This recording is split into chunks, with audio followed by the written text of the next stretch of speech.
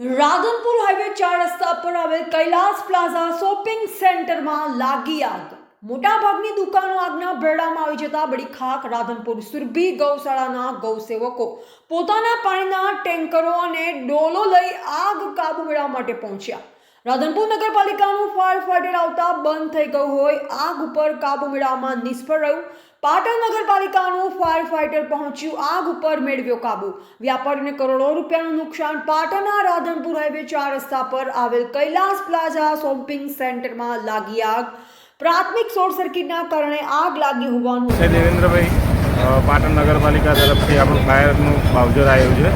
અહીંયા રાધનપુરમાં જે દુકાનમાં આગ લાગી હતી એમાં નાની રાધનપુરની નાની મિની ફાયર હતી અને બીજી એક આપણી પાટણની નગરપાલિકાની વોટર બાઉઝર ગાડી લઈને અમે અહીંયા આવ્યા છીએ। અત્યારે આગને કંટ્રોલ કરવા માટે કેટલા વાગ્યા તમને ટેલિફોન વર્તી મળ્યો? કોલ મળ્યો તો 3 લગભગ 45 આજુબાજુ 40-45 આજુબાજુ આગ ઉપર કાબુ મેળવાઈ ગયો? હા, આગ ઉપર કાબુ મેળવાઈ ગયો।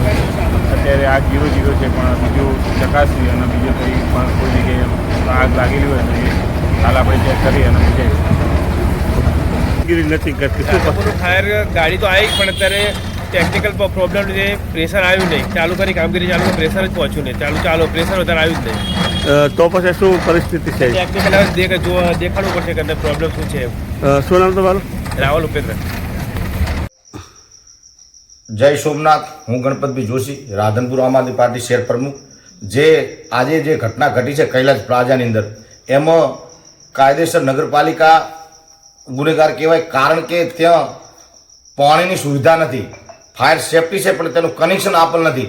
અને જે રાત્રે આજે 12 વાગે જે ઘટના ઘટી છે ત્યાંથી લોકો ના હોવાથી જાનહાનિ થઈ નથી, પણ જે આજે બેદરકારી નગરપાલિકાને કારણે આજે જે ઘટના ઘટી છે તો આ નગરપાલિકા જવાબદાર છે।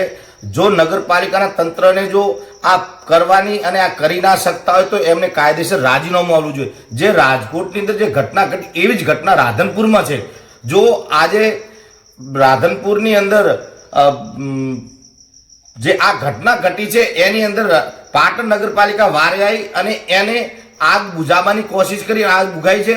અને બીજી સુરભી ગૌશાળાના જે સેવાથી આજે પાણીની વ્યવસ્થા કરી અને ત્યાં આગ તાત્કાલિક ધોરણે એની બિલકુલ નાબૂદ કરવામાં આવી છે। અને જો આ જે વેપારીઓને કરોડોનું નુકસાન થયું છે એ નગરપાલિકા ભરપાઈ કરે।